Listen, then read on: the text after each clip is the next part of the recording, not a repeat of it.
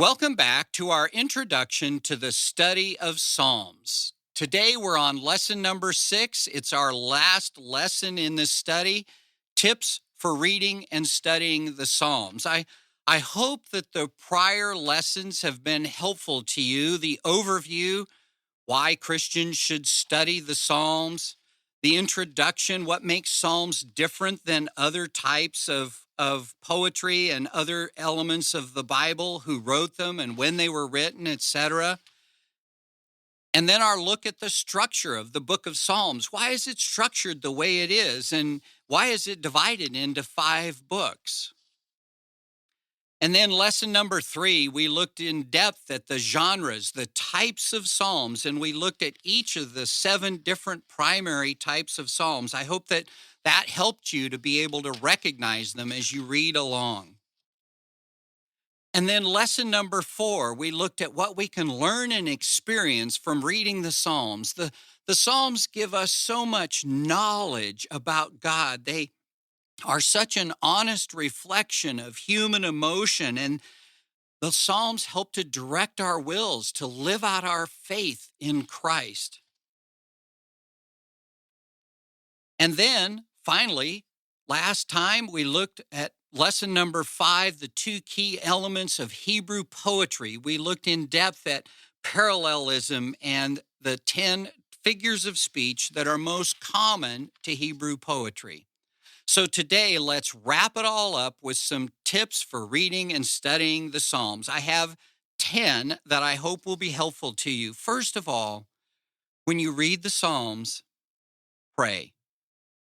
Open your heart to the Lord and ask Him to direct your study. Second, location. Look at which book, 1 through 5, the psalm that you're reading is in. The location of the book tells you a lot about what the theme of that book was, and that oftentimes informs a lot about the meaning of an individual psalm. So, number 3 is theme. What is the theme of that book? Number 4, look at the title and the superscription of the individual psalm that you're reading. What can you learn from the title and the superscription? What is the title of the psalm, and is there additional information in the superscription? The author, the occasion of the psalm, the direction to the choir director, or the musical instruments to be used. So, for example, Psalm 51:1, the title is Create in Me a Clean Heart, O God. And then the superscription says, to the choir master. And then it tells the author, a psalm of David. And then it tells the occasion, when Nathan the prophet went to him after he had gone into Bathsheba. So the title and the superscription can tell us a lot about that psalm. Finally, fifth, now read through the psalm. Now, as you read through the psalm, 6, look at the genre. Attempt to identify the genre of the psalm. Is it a hymn, a lament, a thanksgiving, a confidence psalm, a remembrance? Is it a wisdom psalm, or perhaps a kingship psalm? 7th, consider the Old Testament context. How does this particular psalm fit in with the context of the Old Testament?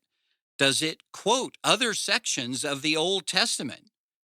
If so, take a look at those. Is the psalm quoted elsewhere in the Old Testament? If so, take a look where. Number 8, look at the New Testament context. Try to determine if and how the psalm was used in the New Testament. Remember, I told you that many psalms, 116 of them, are quoted in the New Testament, and often these psalms have a meaning that was not fully understood in the Old Testament until the coming of Christ in the New. 9th, look at the structure. Try to dissect the structure of the psalm and pay special attention to the divisions of the stanzas. And finally, 10th, it's really helpful if you try to develop an outline of the psalm. Make it a simple outline. Look for the themes, identify who's speaking, and look for the use of parallelism and those figures of speech that we talked about before.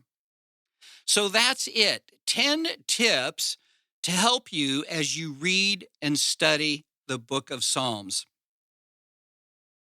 Well, that's it for our lessons in the introduction to the study of Psalms. I pray that the Lord will use these lessons to help you read and study the Psalms to see the richness and the glory of God in a way that you have never seen before. And I pray that as you independently study the Psalms, you'll come back to these lessons, review the notes, and continue to develop your understanding of the Psalms. A lifetime of study is not enough to plumb the depths of all the meaning and richness about God that is in the Psalms. So, thank you for being with me through this study. And again, I pray that God will use it to enrich you and your life in your study of the Psalms.